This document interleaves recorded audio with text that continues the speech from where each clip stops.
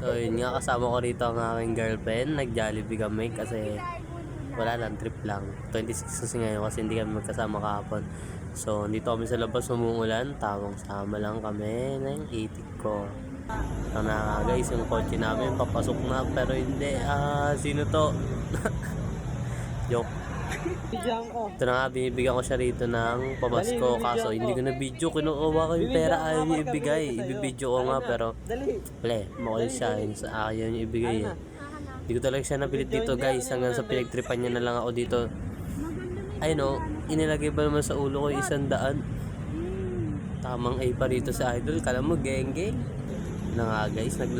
Papasok ulit kami sa Jollibee kasi umulan talaga, so gusto namin umupo. Yan na nga. Pero dito guys, may bumawak pa naman sa akin bata. Nagulat ako. Ayun o. Ngik. Tamang tawa lang kami rito kasi nagulat kami. Ito na, pauwi na kami neto kasi wala na ang ulan. So, tamang lakad lang. Ito kami naglalakad sa Sandigan lagi. Putek, nakasawa na tunugan na to. Ito na nga, dito sa ukay-ukay na parang brand new lahat. Sikat na talaga ang worldwide Gracia. Oh. Dito na kami sa Sandigan. Oh, harap ka naman dyan, te. Don't hate me cause I'm pretty. Wow.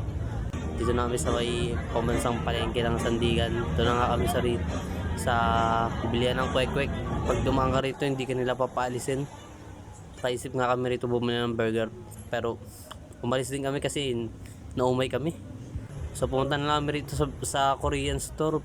Tamang pili lang kami dito.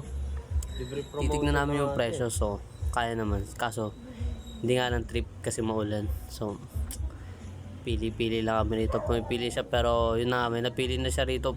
Pero pa rin di namin yung nabili. Bye bye.